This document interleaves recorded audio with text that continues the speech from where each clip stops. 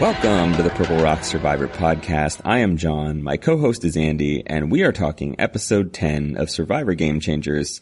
We are now in the second term of President Sarah, and personally I find it pretty refreshing that this president has chosen to ignore the economic anxiety of her previous voting bloc, and instead she's focusing on helping the LGBT community and the women of color and Andrea. What about you, Andy?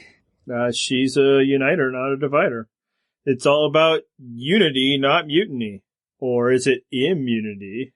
Challenge talk, that's what we're here for tonight. That is our bread and butter, is discussing Survivor challenges. So be prepared for a solid 30-minute block on that. But we digress. Hey, something good happened, huh? Oh, how exciting. I was predicting gloom and doom, and we were spared it for at least one episode. Yeah, no, I mean, you're not going to get me complaining about the episode that sends Debbie home, especially since we didn't have to wait too long for it. So I'm happy about that.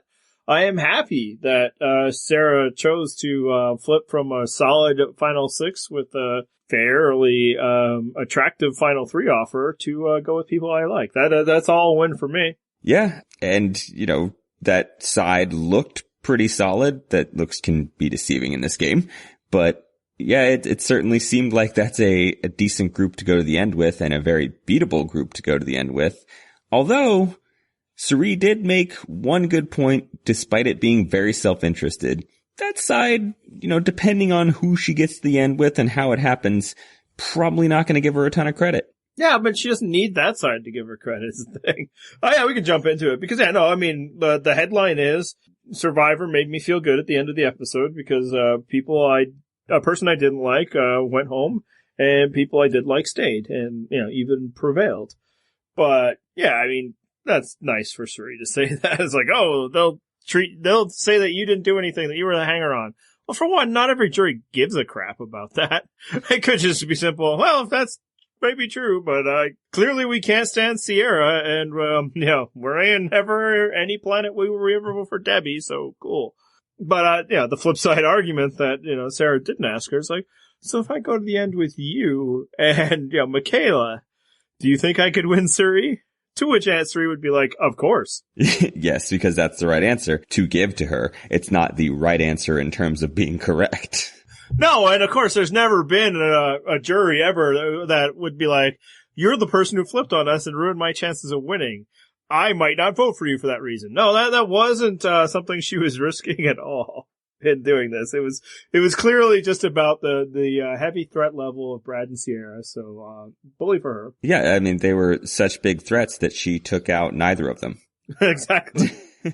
So you know, trying to do the delay here, but yeah, the big question. Yeah, we're glad it happened, especially because we're more invested in the people she saved than herself. Which we're not invested in at all. But should she have flipped? Was this the right move for Sarah? Because a lot of people are pretty convinced it is, and those people certainly have no bias or anything. This is clearly just strict analysis that Sarah took stock of every situation, weighed everything, and this was the exact right move. 3 days ago, horrible time to ever flip on anybody who you were completely rock solid with, but now, yes, people, our site is just full of Sarah lovers, and they are all very excited that she did this move for her. Yeah, I think the problem is that this one, it seems tough to call for me because there's just too many ways that this can break. It's not clear right now whether it was a good or a bad move. So I'm not going to just outright claim that it was terrible. I'm not going to say it was great because I actually kind of feel like this was a very short-term flip for her. I think she's actually going to end up right back with the Brad and Sierra side on the very next vote. Like, I don't think that this is a permanent strategy for her. I think for whatever reason, she specifically wanted to take out Debbie. Yeah, and I don't think we should rule out the reason was that she was pissed off at Debbie. Yeah, I was like, hey, no, Sarah was a strategist. This is the huge difference between the things that we hated last week. Is Sarah had a good strategy. It's like, Sarah listened to whoever would talk to her and then just like, hey, I don't like Debbie. Yeah. And that's selling her short. And obviously there might be a bunch of other reasons, but I kind of think that's what it was. She was pissed at Debbie and decided to do something about it. And she was pissed in general at the way that alliance was treating her. And I get when you feel like that, when it feels like you're clearly the sixth, it's not a bad time to do something, except if, your move to the other side is not necessarily a better one. Maybe she's not 6 in that other alliance because it's barely an alliance. But I don't know if it's a better spot for her. But kind of like you, when it's like, is this a good move, bad move? I kind of feel like, in a vacuum, I don't think it was a very good move. I also don't know if it will hurt her that much. Right. And what I enjoyed about this was the parallels with Cagayan, because she's basically the Cass in this situation. She was not being given enough input and attention from her supposed alliance, and she just decided, screw it, I'm gonna flip on them. And take out the person that just pissed me off. And you may remember that she was not necessarily the biggest of Cass fans back in Cagayan. To give Sarah credit, she tweeted out today, and she's like, oops, I guess that wasn't such a bad move, Cass. And, so she is cognizant of, that great irony between that. Because yes, it's exactly that. And, when Cass did it, do you think the internet was full of people saying, great move by Cass? She's a contender to win this game now. I think Spencer at that very tribal council decided that Cass was not a contender to win that game. Yes, I think that's true. And obviously, Sarah is Sarah and Cass is Cass, and this game isn't that game. But, I just on the face of it, I don't see how this benefits her. Well, and then we'll just break it down. So she doesn't get to go on the reward. So she has time to talk to Cirie. And as you say, you laid it out, and Cirie's all like, oh, no, I don't think you'd beat them. Because Cirie is just playing the role of completely unbiased, just observer and advisor here. She has Sarah's best interest at heart. There's no way that Cirie is saying this because she wants Sarah to flip on her. No. She's just giving Sarah the straight goods, and Sarah takes that information and processes it into her very intricate strategy of, oh, well, yes, that is a really bad thing for me to go again to the end against people who aren't very good at this, and instead go with people that are. And an alliance where two people openly hate each other. And that's the other thing, she chose this rock solid, and whether obviously it wasn't a rock solid 6 because she was the chip away from the rock. Right. Those other 5 seemed pretty solid, right? So if she was solid, it would have been solid. I don't think there's any reason to believe that Andrea and Zeke will continue to work with each other. So it's let me get out of this stable alliance of people that all have self-interest to keep that alliance together because they all recognize that they're weaker than everybody else. They're just, they're a bundle of sticks. Together, they're hard to break. Individually, they're just a bunch of twigs. Instead, she's like, I'm gonna go with all these other players, these legendary players. Because Cirie, gave me this sage advice. Well, the interesting thing is that it probably, and this is why I couldn't necessarily weigh in on, is this good move or is this a bad move? Because she's jumping into voting with a very fractured alliance. As you said, Andrea and Zeke are not best of buddies. They're not going to want to work with each other long term, but that actually might work to Sarah's advantage if she wants to stay with them. Because at no point does she feel like, oh man, I can't crack that impenetrable Andrea and Zeke alliance. No, they're allies of convenience. They are, as soon as it's not convenient to be allies anymore, they won't be allies. So, I think the strongest bonds over there are Cirie and Michaela. And Cirie would flip on Michaela in a minute if she needed to. And then Sarah and Zeke, to your point. Right, exactly. And so Sarah's closest with Zeke, which is fine. It's just a little more flexible there. And if Sarah needs to pick up numbers from the other side, I think she can do that. I think she has the relationships over there that she could use those other votes. Yeah, no, I agree. And that's why I said it. I think this could work out. But, I also think that this could just blow up next week and she's back to, square one. And, if her great worry is, how will I ever move up in this alliance of 6? Well, if only she had gotten a tool to help her do so in this very episode. It's I don't know if now is the right time when there's she's created, 4 more votes of variable instead of, just being able to coast through those. And she has the advantage. And if you feel like you legitimately can't do anything with those 5 people, then just give up now. There's never been a better opportunity for growth in the history of Survivor than being part of this terrible alliance. Well, I think, as you mentioned, the vampire vote thing, it really helps keep her options open because if whatever side she decides to end up on, if the numbers start to break in a way that doesn't benefit her, the further she gets into the game, the more powerful that vote steal thing becomes, and she can easily pull a minority alliance into a majority. And so it kind of helps her if she can play the middle for just, 2 votes more even. It's a very dangerous place, but if she can do it, then her vote steal becomes a very powerful thing, and she could theoretically work herself to the end fairly easily. Yeah, I know, but I also think she could have done that by not doing anything this week, right? Getting rid of, somebody like Andrea. Like, next week you could even do this. If you still feel like after 3 more days that 5 is impenetrable and you can't work your way up, yeah, then you outvote them with the remaining people. They were it was like the cockiest majority ever, even though they only outnumbered them by 1, I believe. So I can see just getting upset by that. And it's like, I better do something. Even if it's just, I want to show them that, they need to treat me better. But then she talks to Sierra, because at that time she's like, well, maybe we should take out Sierra. Sierra's a threat.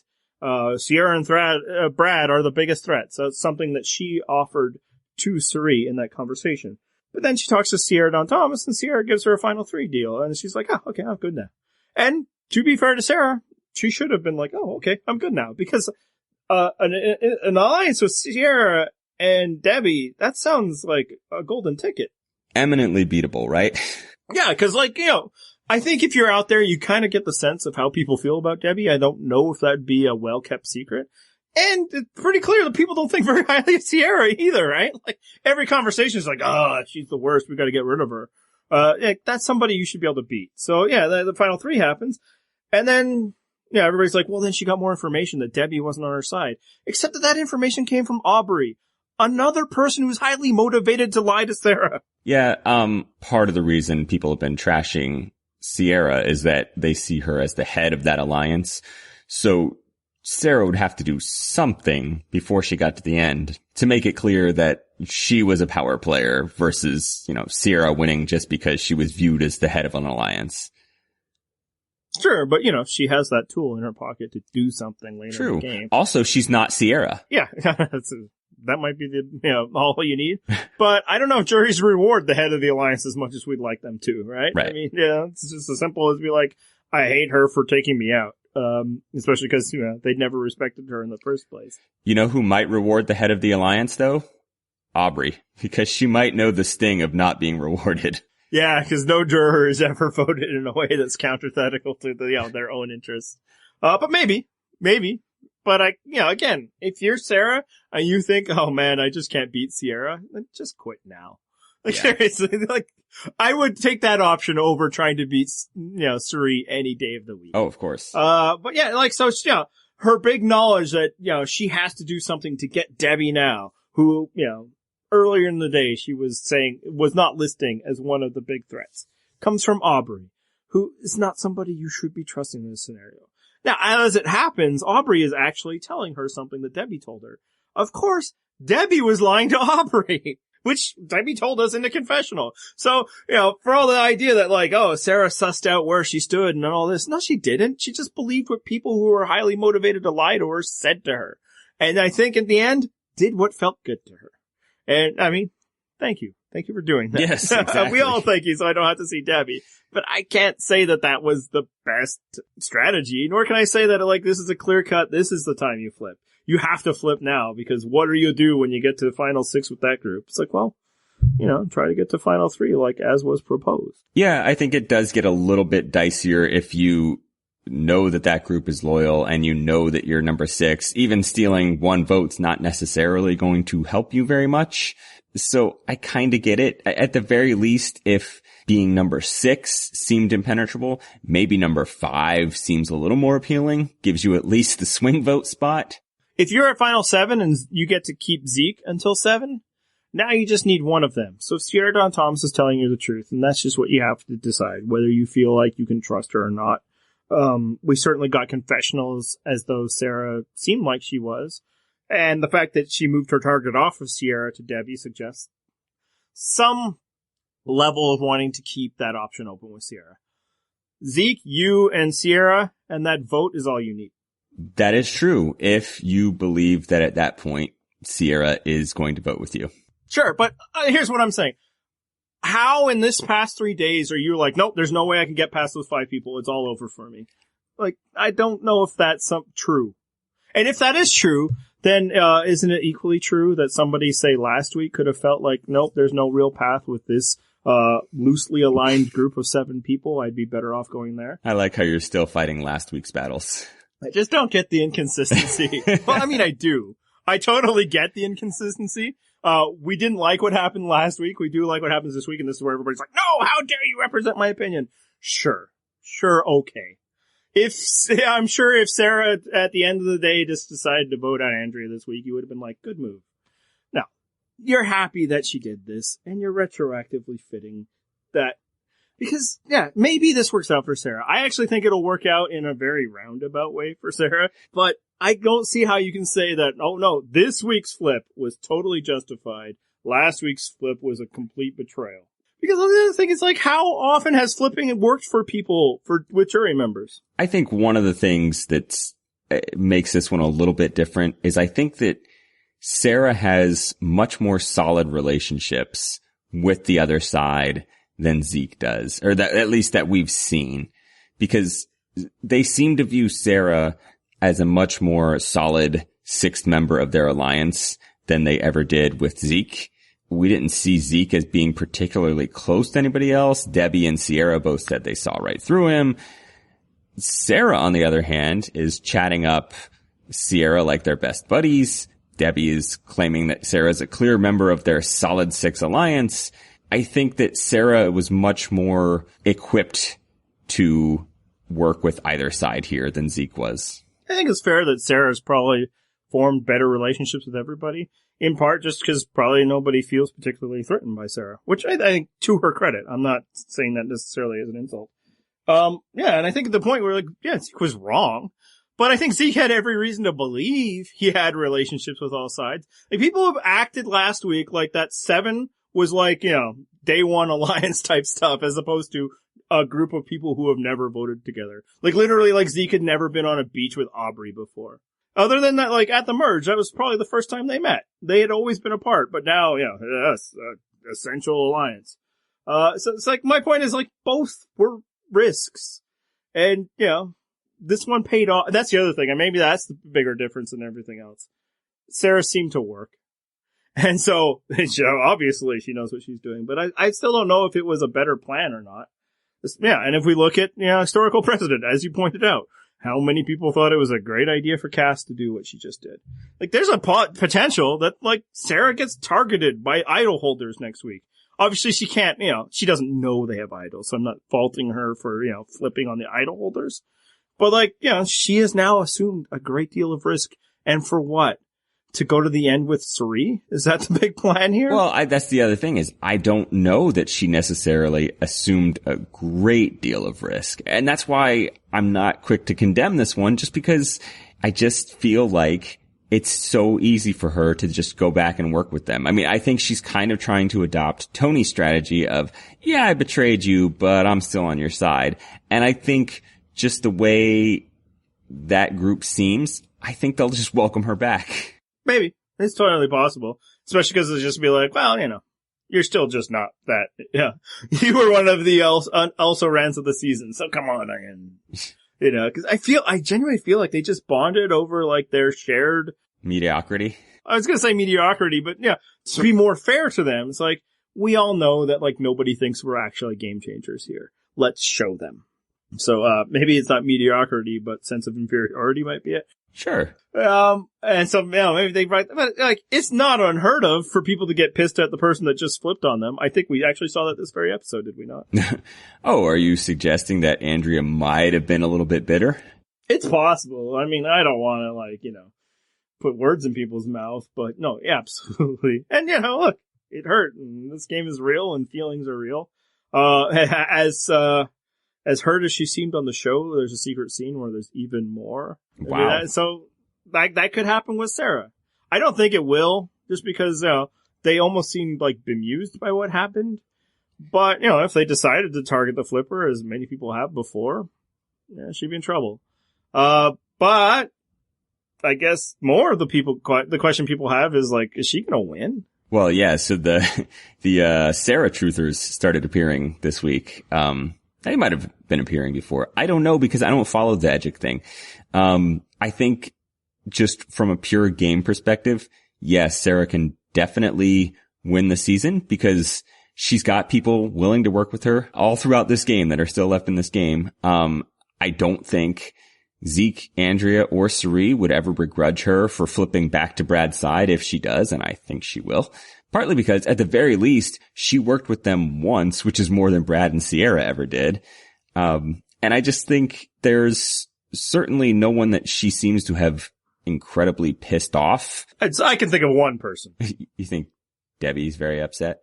That's reportedly, yes, that seems to be the case. Yeah, I don't know that I'd be too concerned about Debbie being upset. I agree with you, except that, the last person Debbie was extremely upset at also did not win her season. Although I would point out that the last person that Debbie was incredibly upset with was Brad Culpepper, who was her solid alliance buddy in this episode. There you go. So, the last person who turned on her to send her to the jury. There we go. Is what I mean. But I'm not going to argue the case that, Debbie was the person that turned that jury. Yeah. I don't know how much sway she held over her fellow jurors. Speaking of Debbie. Well, no, let's finish this discussion with Sarah. Do you think she can win? Yeah. So as to whether Sarah could win, I think if you were ranking right now, she's in the top 2, and there's a huge gap before you get to number 3. Yeah, I agree with that completely. And that's what, yeah. Oh, but didn't I just rant about why this is a bad move? It's like, yeah, so what? Sometimes people win when they make bad moves. It just happens, yeah. Mike, told everybody to F off basically at an auction. He still won. And I think, the benefit of this move that will be, just like an accidental thing is I think the game is going to turn on that alliance again as soon as and that alliance, I mean the one we like, as soon as next week. And it could just be because of idols or something like that. And then they're going to like her because, she tried, man. Oh, Sarah was on our side. And, it'd be like, Sandra in Heroes versus Villains. Yep. And I don't even know if it's that she goes back to that alliance. It could be that that alliance again wins with an idol play, and then they just don't target her for a while, and then she's able to do what she could have done without flipping on them in the first place. Right. Or she can ease her way back in, and if she does that, I think that would further prove that this move was completely unnecessary. Yeah, good on her. I prefer people to do things than not do things, so I'm not criticizing it too much. I just don't understand. It's like, hey, how dare somebody flip? Hey, somebody flipped. My suggestion that she's going to go back to work with that other side is precisely because she targeted Debbie. Because if you don't plan to work with them again, you take out Brad or Sierra, right? So by not taking them out, that's a signal to me that her plan is at some point to work with them. I don't know why you would prioritize taking out Debbie for any other reason other than Debbie upset me. Yeah, and let's get to that, because some people are like, oh, it's a stroke of genius. You take out Debbie because she's, so chaotic or anything like that. And it's like, that's what they did in, Caramoan, right? Let's take out Philip and, maybe that'll give us some more avenues and we won't have to deal with him. And then they were the next 2 people to go. Yes. Eddie got to hang around for a bit because it wasn't important. So, let's not oversell the strategic value of taking out Debbie. I genuinely just think that she was pissed at Debbie. And, to Sarah's credit, if Aubrey is saying Debbie's a liar, I think you believe that because Debbie lies about almost everything in her entire life. But in this instance, I don't think she was actually trying to target Sarah when she was talking to Aubrey. She was lying to Aubrey. Right. But yeah, I don't think, taking out Debbie was some kind of stroke of genius, by the carefully laid plans of Sarah to flip. And it's just that alliance doesn't appreciate me enough. I wouldn't mind moving up, and I don't like the way Debbie's acting, so I'm going to take her out. And it also could be, to give credit to the other people, I enjoy these other people more. And why not keep them around? I don't think we can underrate how often people make decisions just based on this move will make me feel better. And also it could just be that, Debbie was the one that she saw the least opportunity to work with. Yeah, no, it's possible. I would say that you don't really need to work with her. She can just be there. Because people are like, oh, she's so unreliable. Is she though? Is she that terrible an alliance partner? How many people in Debbie's Survivor career has she ever actually turned against? And that's the thing, is she's mostly pretty loyal from what we've seen. It's just the problem with Debbie as an alliance partner is she's so terrible in executing diplomacy, like, within her alliance and trying to build that alliance. Like, she's not the ideal teammate. I would say early in the game, I agree with you. At this point, you don't really need Debbie to be out there reaching out to people and making them feel good about her. Again, they mentioned this at Tribal Council. They got 6. 6 should be enough for the rest of the game. And, unbeknownst to the others, they also have every single advantage in this game. So yeah, you don't need Debbie to reach out. Yeah, sure, she's pissing people off. Great! That makes her an even better final somebody to go in front of the jury with. Yeah, Debbie, you keep being Debbie. Piss everybody else off. I'll sit there and apologize for you. And then, say, sorry, there wasn't much anything I could do about it. I had to play my game. And they're not gonna vote for Debbie. So yeah, I don't know. Yeah, early on in the game, I would not want to, spend the emotional capital it takes to just be around Debbie. But now, screw it, Debbie, piss everybody off. That's great. I love it. Perfect. Because, the only person I can think of in Debbie's career, and look, to be fair, neither time has been very long, or did she take a ton of trips to Tribal Council. But, I guess probably Liz and Peter thought that she was with them, when, she voted out Liz, but, that's a bit of a different situation where, like, everybody thought they were with somebody. Right. But, once she's in an alliance, her flaw more is that she will not break that alliance, right? That was the frustration that Aubrey was running up against when it's like, oh no, we gotta take out Julia. Well, again, great! This annoying person who can't get a single vote will not vote against your alliance? Then be in that alliance and let her stay. Yeah, as you said, it takes a lot of mental effort, and I can sympathize with not wanting to expend that mental effort in dealing with Debbie. I mean, look, I would never want to be around a person like that, so I totally get that. But, like, the hard stuff is done, man. There's no more swaps. There's no more having to realign. Just stick with this 6 and if you're wondering what the cracks are going to be at some point, Debbie could create those cracks for you. Like, there's so much opportunity on that side. As much as I hate it, I'm glad people just don't want to be around them. But it's like, come on, you can crack the nut of Sierra Dawn Thomas, Debbie, and Troy.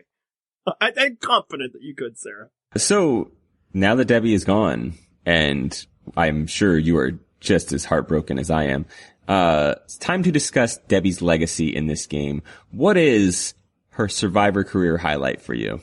I was tempted to say, like, the accumulation of, like, all her job titles on Chirons, because that's probably the best contribution Debbie's had, but that's not really a moment. It was last week, Taking out Ozzy was a great move, and she executed it really well. Actually, and because we didn't talk about that last week because we weren't that interested, I think her play of the double vote was also really well executed. In the end, it didn't matter, but that's not math that she would know that that Cirie would just throw a vote away. And indications kind of suggest that she probably thought Zeke was going home. I don't think there was any other master plan other than who needs an 11th vote. Right. Because what that did was that it let her keep the circle small. Debbie didn't have to reach outside of her 6. And to all the people who were like, see, Sarah had no place in that alliance. Debbie told Sarah the vote. She brought Sarah in. So clearly those people thought Sarah was with them. Clearly, by the way, they completely acted like they had an impenetrable 6, that they thought that Sarah was with them. So, yeah, I think that was there. So, yeah, no, that was all good. Debbie has moments of lucidity, but she, it doesn't override the fact that she's a loon. Yeah. And that was a good moment, for her. I chose that, do you remember the time in Co Wrong where she suggested that Michelle was going to go commit suicide? Yeah. I love it. You're right. You win. Yeah, that might have been. No, wait, that moment couldn't have happened because nobody ever lets people talk poorly about a winner, right? Like, I think I've heard about that. Like, no winner has ever gotten anybody making offhanded comments about how much you suck, and it would be great for all of us if you just died.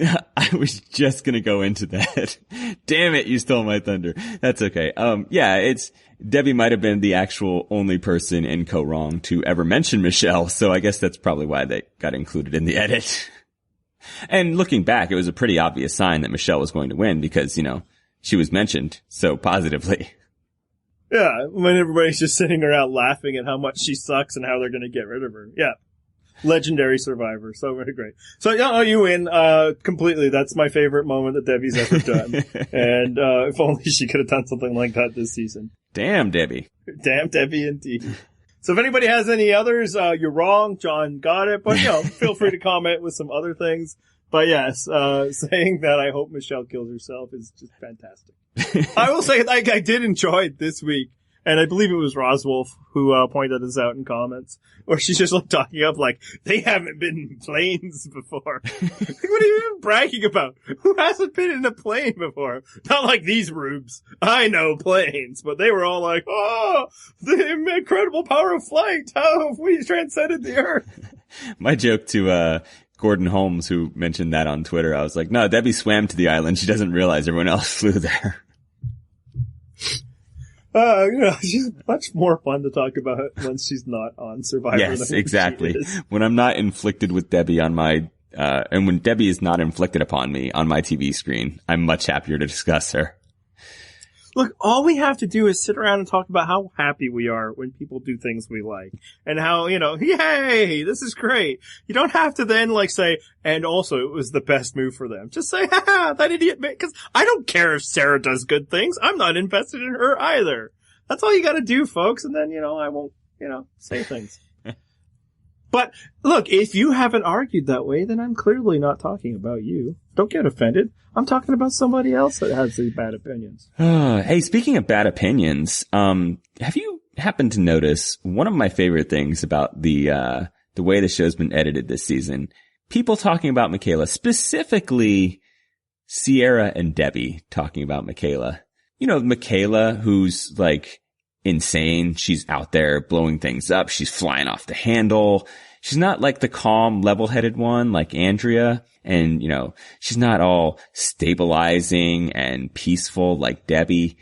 Michaela's this crazy wild card out there just pissing everybody off and driving everybody insane. And then the edit cuts to Michaela helping someone get water. Michaela putting some food on the fire. Just the most benign possible things Michaela could be doing is always the next cut, and I love it. I get on a level of what you're talking about, but you're not really seriously going to talk like Michaela doesn't have, moments where maybe she's a little too far with things. Because I think there might be some evidence in this episode that, there's things she does that aren't that great. Oh, I think there's certainly things that she does that rub people the wrong way. I'm just saying that as a Michaela fan, I enjoy the way the show is portraying people's opinions of Michaela because it's constantly undercut by the next scene that they show. And I'm just enjoying that. Because again, I like Michaela, so I like to see people who trash on Michaela get shown to be jerks. Yeah, no, I do think the show is not trying to get us to root for Sierra Dawn Thomas or Debbie. Now, I'll admit fully it's because I'm not prepared to do either of those things. So, maybe I'm just slanted to see that. But I do think that Sierra is getting a villain edit. So I think what you're saying is legitimate. It's there. But, that behavior at the reward challenge is some of the brattiest stuff I've ever seen on Survivor. But it's the Michaela experience though. It's kind of the, trying to think of who's she's the Russell Westbrook out there. Things are not going her way, and she makes the Russell Westbrook face, and we all love it. Yes, I love that so much. Now, you especially. I don't disagree. This is part of what makes her a great character. But, come on. The show also underlined that moment. That instead of, just kind of looking around and, getting having just a little bit of chill about this, cause it just happens to people sometimes. And and I was just like, how could somebody not choose me, the challenge goddess? It's like, well, because nobody likes you and you know that. Well, I think that the problem is that Cirie does like her, but Cirie, for a very crappy draw, had to be a captain of that team. And she can't pick Michaela with the first pick. I think the captains choose the whole team. I don't think it's one after another somebody chooses, because last season they made sure to highlight that Hannah chose that whole team. One of the worst, picks ever. where like one side had all the athletes and her side had a bunch of nerds. Yeah. So no, I think Suri chose that whole team, and it's, Suri's probably like, it's kind of like what I told you, man. Sometimes you just got to play the game if you're playing the game, and Michaela is not here for that. And what happens when you just sit there and snipe at people the whole time is you might miss, your chance to turn the entire game around at your feet. So no, like, they don't like her for reasons, and some of it is just she's on the outside of my alliance, and I don't need to like her. Some of it, I think, is because when she does stuff like that, it makes me feel uncomfortable, and also maybe because of reasons. Mm-hmm. But, like, it's not completely illegitimate. I'm sure every one of Michaela's friends probably is like, oh, that's Michaela. And they all probably recognize it's like, she is emotional about things. Yeah, I mean, she comes to play Survivor a certain way, and I don't know that everybody else enjoys playing Survivor that way or likes the way Michaela plays Survivor. That's fine. As a viewer, I enjoy it. Now, to your point, like, they don't complain that Debbie's doing it, but at the same time, Debbie just went home, even though she's not a threat. So, like, I do think there's, like, a social cost, even for people in your alliance, that if you're just like, we're all just kind of being out here, could you make it just a touch less difficult? And, like, Andrea was the other target for a while, so it's like, I think, people that make camp life more difficult tend to be targeted, and if you're not in that alliance, you're going to be targeted even more. But yes, I think the editors aren't particularly interested in showing Michaela, doing all these transgressions, because I bet she isn't. This is what happens all the time on Survivor. The person you're against, oh my god, everything they do is so bad. The worst. Yeah, and I think that Cochran has mentioned this before too, is that it's sometimes difficult to vote people out, and so you talk yourself into how terrible this person is. You like play up their minor flaws to make you think like, oh, I can't stand this person. I feel totally fine with voting this person out, because, it occasionally can be difficult because, someone thinks they're in the running for $1 million and you're about to take that away from them. So maybe that's what's going on here. I'm being super generous here. Well, I mean, as is the motto of this show, it can be two things. Indeed. So I'm not necessarily discounting the other things that it can be. But, it's not coming out of nowhere. If Ozzy was sitting on a challenge bench unpicked, and doing the things that she was doing, we would not be like, ho, Ozzy, he's so fun. Like, that was some bratty ass stuff. So, she deserves, what the editors hung on her in that moment. Yeah. And this is the thing is, I'm perfectly willing to accept that players that I love have flaws, and this is Michaela's. It is not an ideal flaw for Survivor. No, I don't think she's good at Survivor. And, I don't know if that matters in terms of my enjoyment of her. Nope. And, like, bring her back. I'm okay, especially because, like, this season didn't align for her. I do think, like, returnees, the back-to-back returnees, because of the silly BS politics of, like, the Survivor crew, you haven't hung out at the parties with us, we haven't met you, so be deferential. Even though it's like, nobody's being deferential to Troy freaking Robertson. Right. But I think that's what she was running up against, especially because I believe she's also the youngest person there.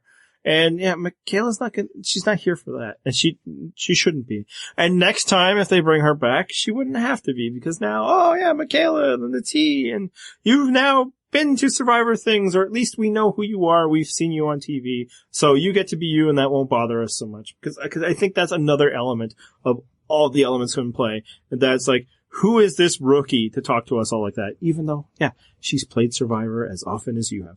More than you have, Brad Culpepper, but so there we are. Yeah, it's funny to think that Sierra or Brad might be talking down to Michaela like, ugh. But I think they are. I bet they are. And that's it is absolutely funny. It's like, you're nobody. You guys, you've achieved power, good on you, but yeah, she doesn't have to treat you. She has no idea who you are. Forget that you don't know who she is. She literally doesn't know who you are, and she shouldn't. She legitimately does not know who Sierra is. Maybe that's it, right? Maybe she called her tall girl a few times. It's like, I can't stand her. She eats all the food. Somebody else who, and we've gotten into this a bit, but, Andrea is not taking this well, and it is not it does not reflect well on her. In fact, if you want to relitigate, why it was, Zeke, good move, bad move. And I also should say, I've never once said what Zeke did last week was good.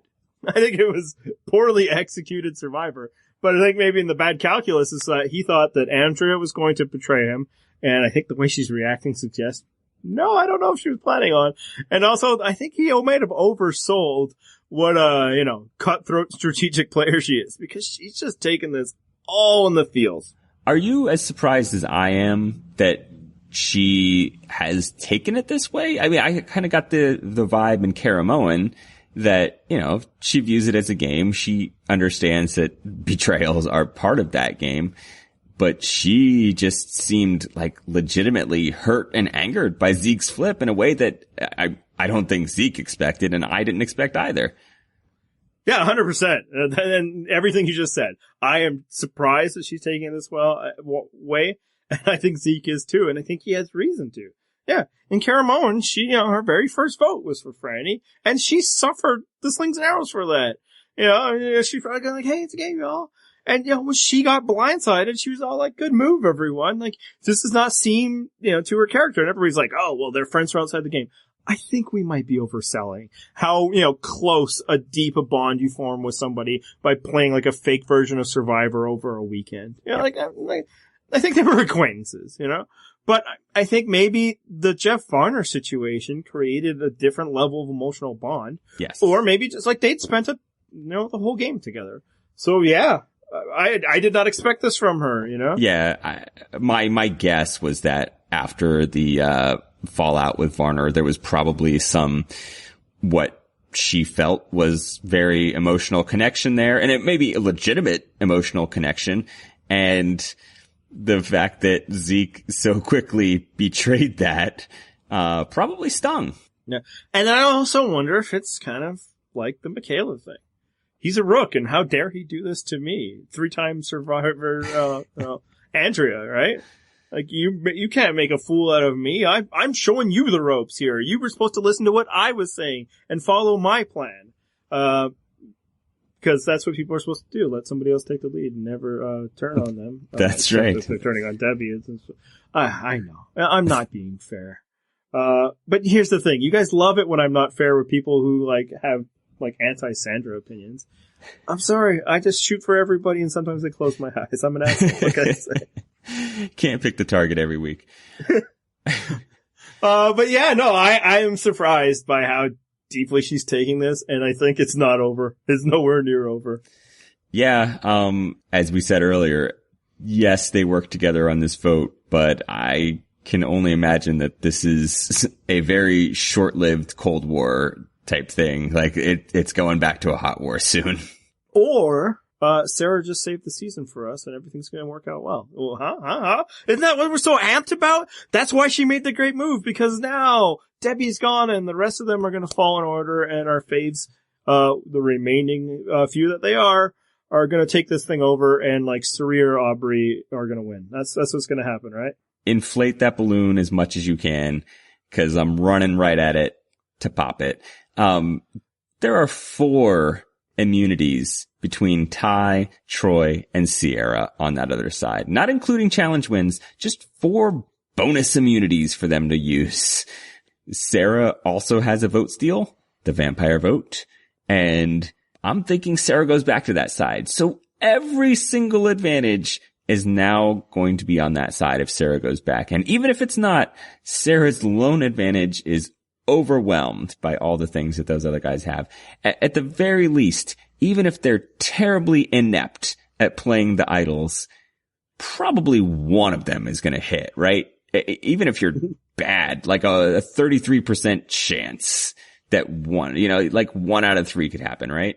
Absolutely. In fact, and if Sarah were to stay on the other side, the vampire vote, probably won't help her because of all those idols, right? If she gets up and steals Brad's idol or steals Brad's vote, I think you can pretty safely say, hey, I'm going to play this idol for Brad, right? Yep. So yeah, unless, as you say, she flips back.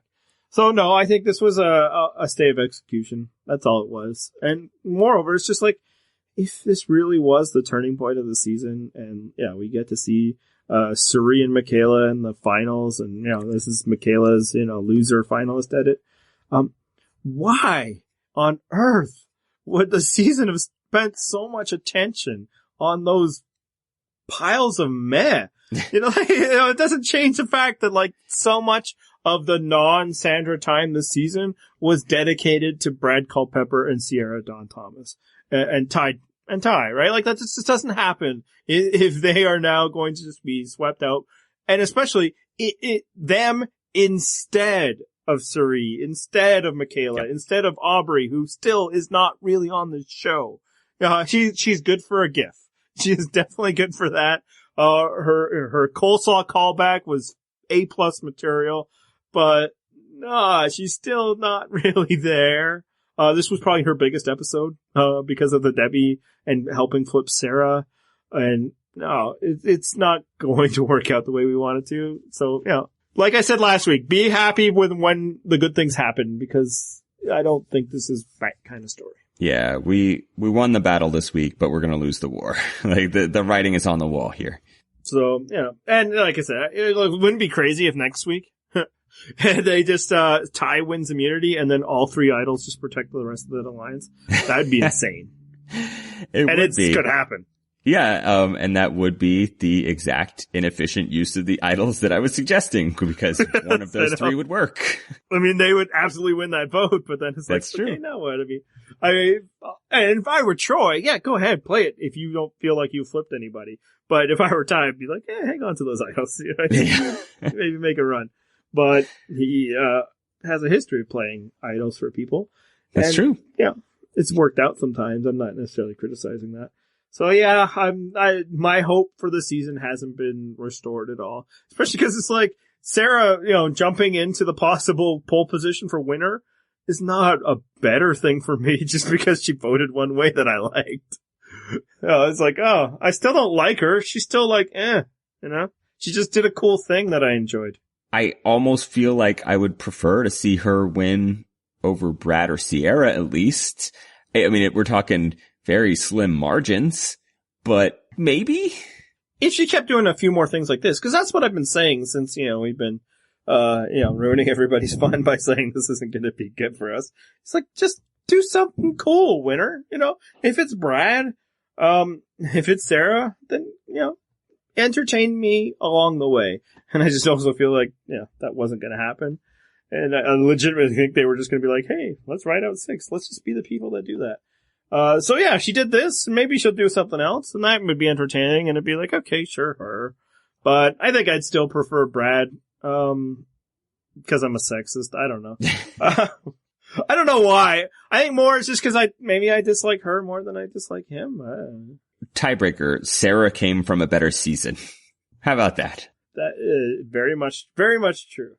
But, maybe instead of seeing our faves win, we can continue to get, some of the most inspirational moments in the history of Survivor, like forcing them to do challenges they've already lost. Oh, such a beautiful moment. I mean, when I think about Suri's Survivor career, the one thing that I always think of is watching Suri complete challenges, and just to be able to do that, even when the challenge was over.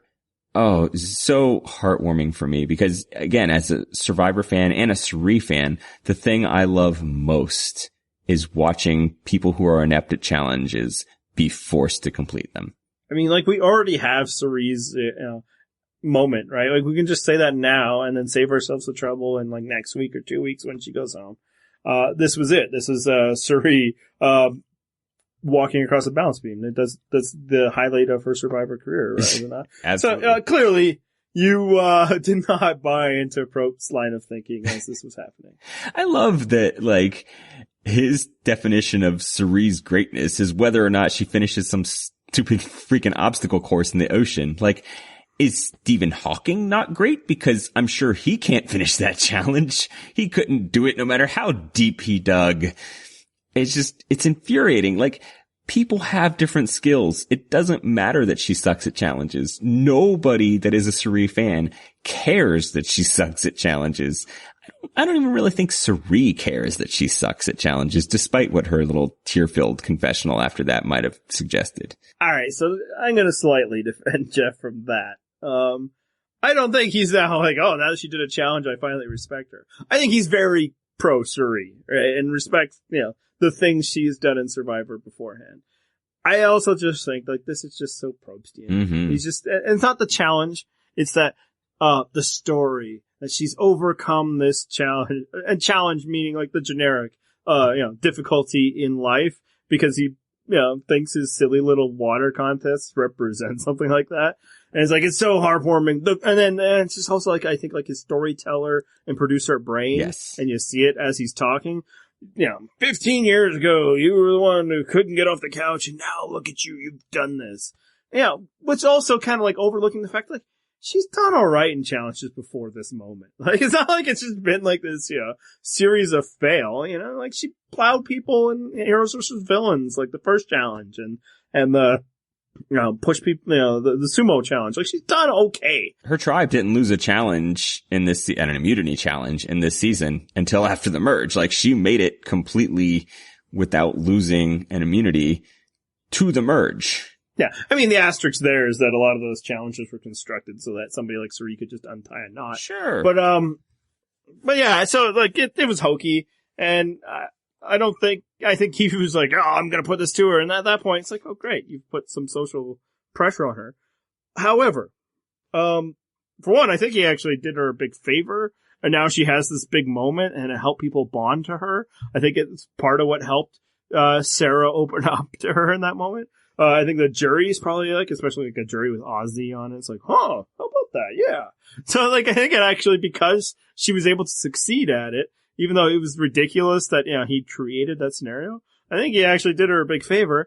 And I will also say that while Cirie is an old pro, and I think she was using the language that she knew they wanted to talk about, how I've teased, I think it actually did affect her. Because I think those tears that kept coming back and, throughout the episode were legitimate. So I think in a way, I think it was stupid. And it was stupid the way he set it up. And I think it was 100% him. I don't think she was like, I want to try this, bro. I think it ended up being touching for her. I think at the end, and probably because of, the physical exhaustion she was feeling and, the overall stresses of the season, made her more emotional about it than, certainly any of us at home would be. I think it ended up being something for her. Even though it was completely manufactured to become something. Yeah. Here's the other scenario though. It's not necessarily equivalent, but hey Cirie, I know you're exhausted, but if you want, you can just go ahead and exert and try to pull this off. And then she makes it to the other side of the balance beam, passes out into the water like Caleb a couple of seasons ago. And suddenly it's like, oh wait, that was a terrible idea. Well, that would be bad, but I don't think that was necessarily a problem here. They have divers all around, so she isn't going to drown, and I doubt she was dehydrated at the moment. But yes. I don't think he was pushing her to that kind of limit. I'm just saying, there's potential negative outcomes here, but to your point, the real thing that happened here is Probst indulged some of his tics that he has as a host that some people can't stand. I get it. I mean, he wanted to be a talk show host for a reason. He loves crafting these uplifting narratives and things like that. And as you said, in the moment, he probably saw the opportunity and was like, yes, I'm going to make good TV right here. And I don't think that we necessarily believe that that's great TV. No, I was like, whatever. And Emma had the great tweet. It's like, we're like, no, I'm good. Let's go. Pass. Bring that Thanks. boat around. But she did it, and I think she actually felt pretty good about it. So good for her in that respect. Silly that, you made it, but good for her. All right. So I think that's enough about this episode. What do we think is going to happen next week? Who's going home? I'm going to go with Andrea. I think Sarah's going to go back to the dark side, and I think it's actually fairly safe to take out Andrea because I think Zeke and Cirie will still be more than willing to work with you after you did that. So Andrea, easy target. Yeah, so in the previews we see, this great flip that Sarah pointed out, to get with the people that are much more easy to work with. And like, yeah, they're just going to war. It's just like Andrea gathering some people and Zeke gathering some people. And yeah, I think, you made this point, and I think other people have and will. It's like, that's the opportunity that Sarah created, but I think Andrea will lose that battle too. Mostly because it's like, I think she looks like she's trying to put together a women's alliance. And, if you are putting together a women's alliance, and I'll say there's only 4 men left in the season, but, could you find a better partner in the world than Sierra Dawn Thomas to pull off a women's alliance? Exactly. I don't think it's going to go. And frankly, I don't think Sarah is interested in that, not necessarily because of the women aspect, but because I think Zeke's her closest ally. So yeah, and maybe this all was very strategic for Sarah. I don't want to suggest that it couldn't have been. I just, as presented, it didn't feel like that. Maybe her plan was, I'm going to get us a spot in this alliance, Zeke. Just let's do this week. Let's get rid of one of them. The person that, none of us want to be around anyway. And yeah, we can get rid of Andrea next week. Nobody's going to have a problem with that. In fact, they will need us now. And that was the mistake Zeke made, is that they didn't need him. Yep. And so that's the way that I see her working her way back into that alliance. And I think, like I said, they're going to let her come in with open arms. Okay, Sarah, we'll welcome you back. Just because they're needed. There's a necessary reason to bring them back into your alliance. Yeah. That said, being the swing has never been the healthiest of positions in Survivor. So, yeah, swinging back one week, I can only imagine if Zeke was swinging back week after week, people would be suggesting that, his addiction's to big moves, he'll never win that way. How is it that, is it because Tony went out second that everybody's just like, big moves are terrible again? How did we get back here? And I'm not talking about you guys, okay? There is there's threads upon threads. Search Big Move Survivor. It is a real legitimate thing that people are like, ha ha ha, the Big Moves era is over. And they do that because they can't stand the way Probst pushes it. They can't stand the way Sierra pushes it. Think about even yourself and why you don't like Sierra. It's probably because it's like big moves. Don't act like none of you even listening to this, put the Big Moves TM in a cynical way. It's a real thing. And it's like, how are we already, it's not that Tony Vlachos is that far away saying, you can't make big moves to win Survivor. Oh, thanks for reminding me that we lost Tony so early. It's like, is that all it takes is like a season of Michelle and a season of Adams for everybody to be like, you just gotta sit back and let it happen. That's how Survivor works. I think Andrea next week. But it would be awesome if it was because 3 idols were played. But also because it'd be awesome. It's like, hey, they don't have 3 idols anymore. Yeah, but I would just find 5. And then that would be the most awesome part of it, is that all the idols would be gone. If only, maybe one small sliver of hope is maybe Troy plays his idol next week because he's just not sure. And that would be really great, Troy ego to think you're the target, dude. Really, buddy? Really? People have forgotten you're there, buddy. I mean, he won an immunity. Good for you. Mm-hmm. All right. So this is the last week that we will be bombarding you with, Amazon ads. Last day, really. So if you see those on our site, just above the comment section, click on those specifically. Amazon's given us a slightly bigger cut for the next, 2 days, whatever it is, until the end of April, basically. And then we're going to pull those because they're obnoxious, and I don't really like having ads unless we really have to. But you can, of course, find those ads on purplerockpodcast.com. Where can they see us tweeting, Andy? Purple Rock Pod is the show where you tweet during the show. Purple Rock John is where you tweet about tax reform, and Purple Rock Andy is where I tweet sometimes 35 minutes after the show is over. I'm really on weird time, and that's because I love DVRs. That's where we're at. And if you want to subscribe to our podcast, please do that. Other than that, we will see you next week. Hit the theme music.